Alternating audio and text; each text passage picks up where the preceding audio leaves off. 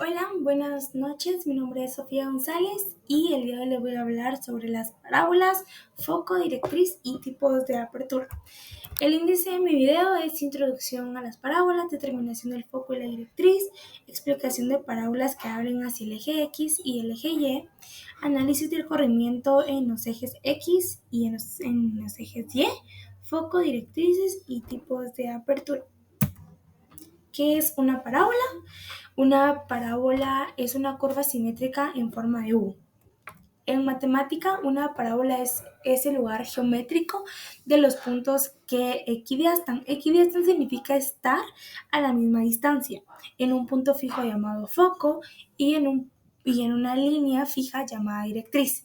La ecuación general en el plano cartesiano es de y es igual a por x al cuadrado más a por x por 2 más b por x más c por y es igual a por x al cuadrado más b por x más c por y. Esto es igual a por x por 2 más b por c más b por x más c, donde a, b y c son constantes. En matemática, una constante es un valor fijo que no cambia. Un ejemplo de una constante son los números fijos como pi, que es aproximadamente 3.1415, que normalmente se utiliza el 3.14 o 3.1416. Acá tenemos un ejemplo de la parábola, que como podemos ver es en U, y los elementos de la parábola. Los elementos de la parábola está el foco, el vértice, parámetro, directriz y el eje. Características de una parábola. Tiene una curvatura, tiene un foco, es una canónica. A lo que me refiero con canónica es a una representación estándar o ideal de un objeto matemático, que es independiente de elecciones arbitrarias y que permite un análisis más claro y preciso.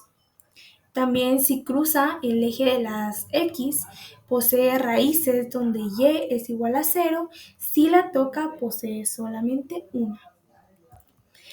Determinación de foco y directriz. Para determinar el foco y la directriz tenemos dos fórmulas, las cuales serían eje de simetría coincidente en el eje X es igual a y menos k elevado al cuadrado es igual a 4p por x menos h. Eje de simetría coincide con el eje Y, que esto es igual a x menos h al cuadrado es igual a 4p por y menos k.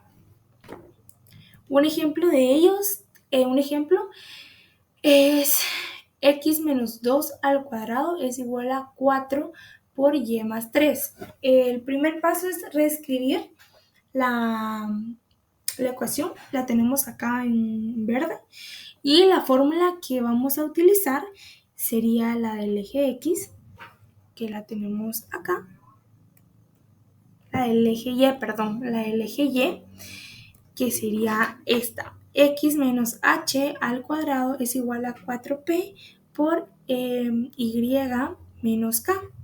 Entonces, recordemos, en la forma canónica, el vértice son las coordenadas, que es h y es k. En este caso, nuestra h es menos 2 y nuestra k es menos 3. Es más 3. Para las vértices, las vamos a cambiar el signo.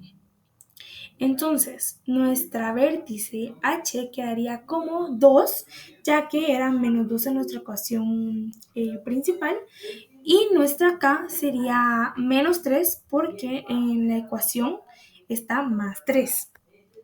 Para despejar p, lo que vamos a hacer, para encontrar p, vamos a despejar. Acá dice 4p es igual a 4, que es el número que está acá.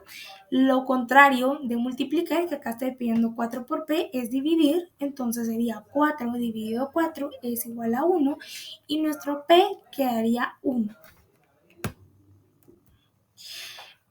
Vamos a recordar que si la gráfica abre hacia la derecha, hacia la derecha o hacia arriba es positiva y si abre hacia la izquierda o hacia abajo es negativa. Acá lo podemos observar en una parábola, nuestro eje X y nuestro eje Y. Si es hacia arriba y hacia la derecha es positivo y si es hacia la izquierda y hacia abajo es negativo. Lo primero que vamos a encontrar va a ser nuestra vértice, la vamos a localizar en el punto.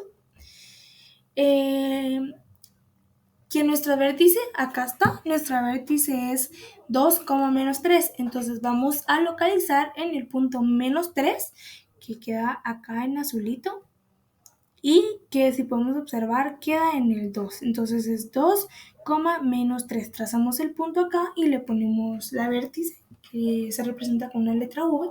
El foco siempre va a estar arriba del vértice. Acá tenemos nuestro foco, que está en el menos 2.